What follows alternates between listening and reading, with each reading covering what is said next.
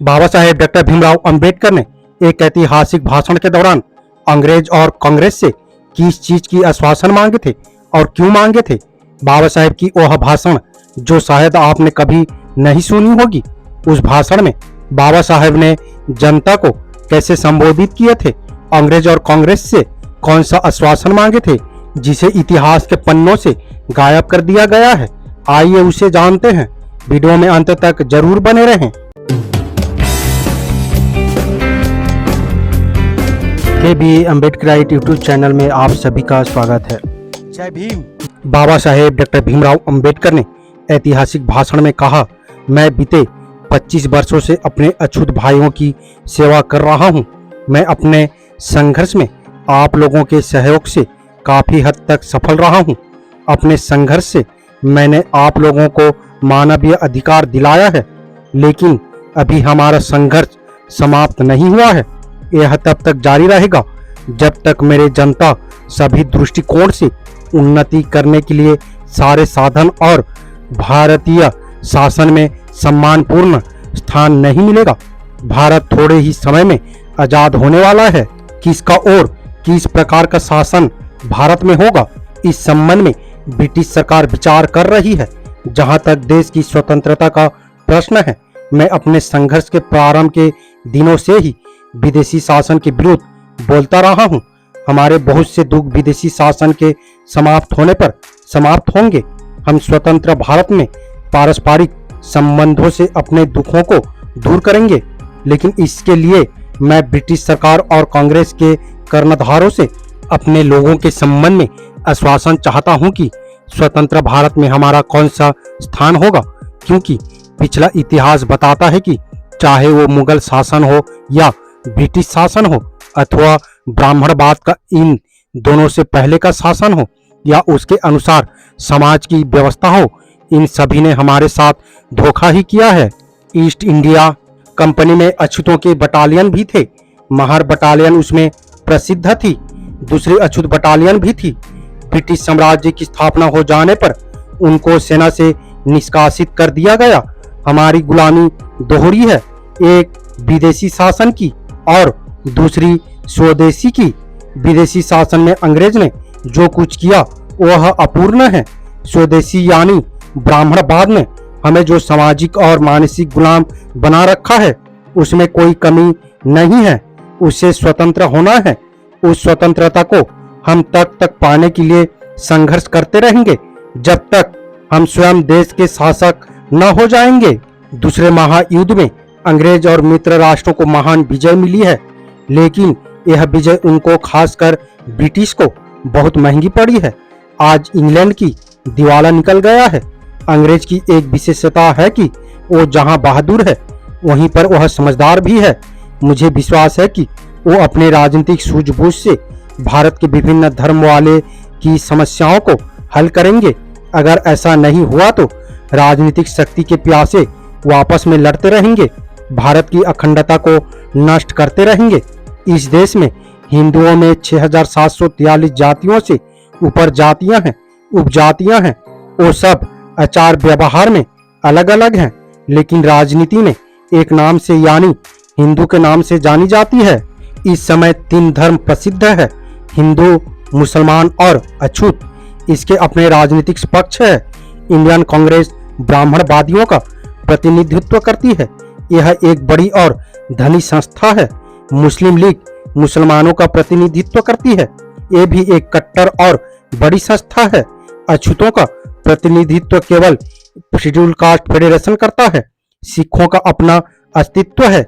इनके नेताओं के साथ भी पार्लियामेंट पे प्रतिनिधि मंडल को वार्तालाप करना चाहिए। इन चारों को ही भारत का शासन सौंपना उपयुक्त होगा।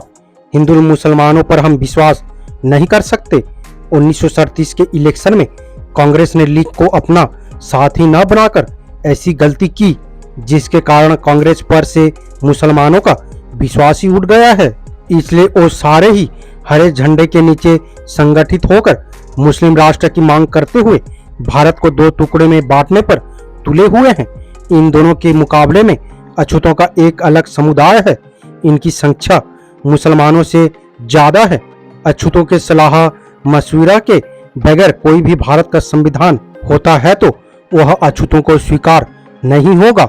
लंदन से पार्लियामेंट के 10 सदस्यों का प्रतिनिधिमंडल भारत की राजनीतिक पार्टियों की आकांक्षाओं और परिस्थितियों की जांच करने के लिए आया है। उनसे मेरा बात हो चुकी है। मैंने उनसे साफ कहा है कि हमें स्वतंत्र भारत में हमारी स्थिति और हमारे अधिकारों के संबंध में पूर्ण आश्वासन मिलना चाहिए, प्रतिनिधित्व मिलना चाहिए। अभी क्या होगा मैं कुछ कह नहीं सकता। अगर शेड्यूल कास्ट फेडरेशन के बगैर भारत को आजादी दी जाती है तो हमें इस देश में क्रांति करनी होगी। हमने अपने अधिकारों के लिए हर बार क्रांति की है। आज सारा अछूत समाज संगठित है। भारत को स्वराज देने से पूर्ण हमें आश्वासन देना जरूरी है। ऐसा नहीं हुआ तो हम खूनी क्रांति करने के लिए झिझकेंगे नहीं। आप सभी सावधान रहें। हमारा कोई अन्य नेता नहीं है। हमें अपना उद्धार अपने आप ही करना होगा। अंत में मैं शेड्यूल कास्ट फेडरेशन के कार्यकर्ताओं और नेताओं का धन्यवाद करता हूं कि सबने मिलकर इस विशाल सभा का आयोजन किया है। मुझे विश्वास है कि हमारे इस संगठित प्रदर्शन को ब्रिटिश सरकार नजरअंदाज नहीं करेगी। बाबा साहेब के ऐतिहासिक भाषण के बाद पंडाल हमारा नारा जय भीम, बाबा साहेब जिंदाबाद, शेड्यूल कास्ट फेडरेशन जिंदाबाद, इनकलाब जिंदाबाद, मरेंगे या मारेंगे हिंदू नहीं कहलाएंगे आदि गगनभेदी नारों से गूंज रहा था। सभी ने जो इक्का दुक्का गांधी टोपियों की इकट्ठा किया और उनकी होली जला दी। उधर चांदनी चौक की ओर से एक छोटा ग्रुप काले झंडे लेकर आया। वो लोग मुर्दाबाद के नारे लगाते हुए आ रहे थे। उनके अगुआ थे अमित चंद भगत और मोहनलाल यात्री। अभी वो लोग पंडाल तक पहुंचे भी नहीं थे कि हमारे समता सैनिकों ने सभी को पकड़ा और उनके झंडों को छीनकर गांधी टोपियों की होली में डालकर जला दिया। वो केवल 10 व्यक्ति थे। भगत और यात्री भाग खड़े हुए। बाकी के 8-10 आदमियों ने बताया कि उन्हें काले झंडे के साथ आने के लिए प्रति व्यक्ति को 10 रुपए के हिसाब से दिया गया था। यह था गांधीबाजी हरिजन और कांग्रेस के सदस्यों का आचरण।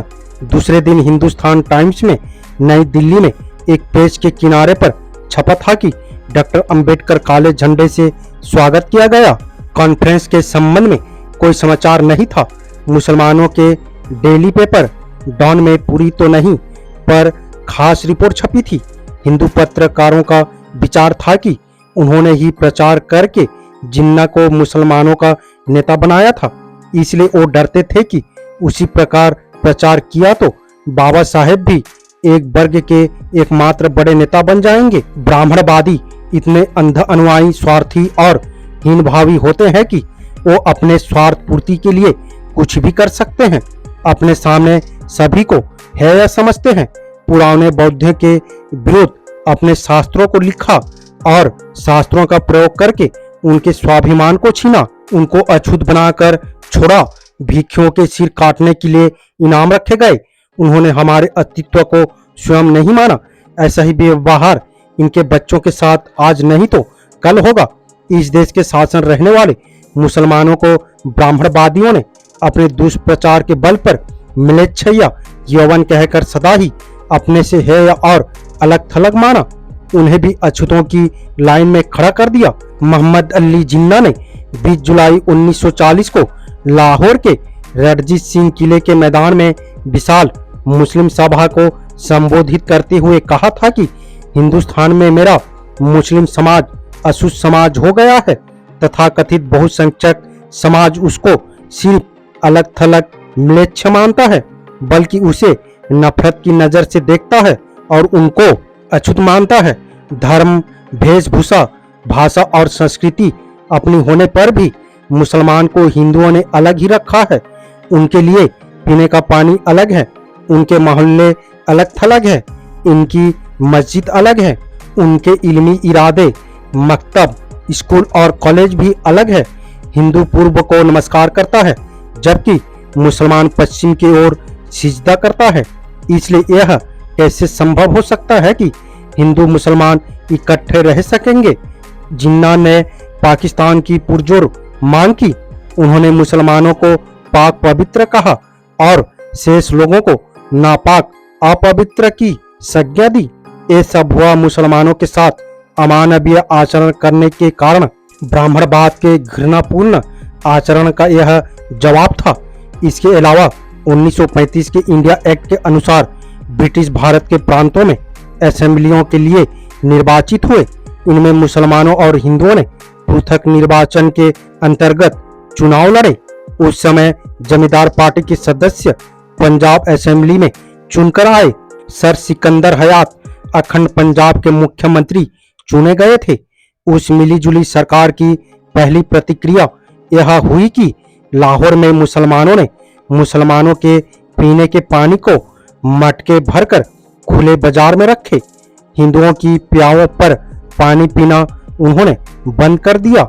आज भी कश्मीर में मुसलमान हिंदुओं का छुआ खाना नहीं खाते। वो हिंदुओं के घर का या उनकी प्याऊ का पानी नहीं पीते।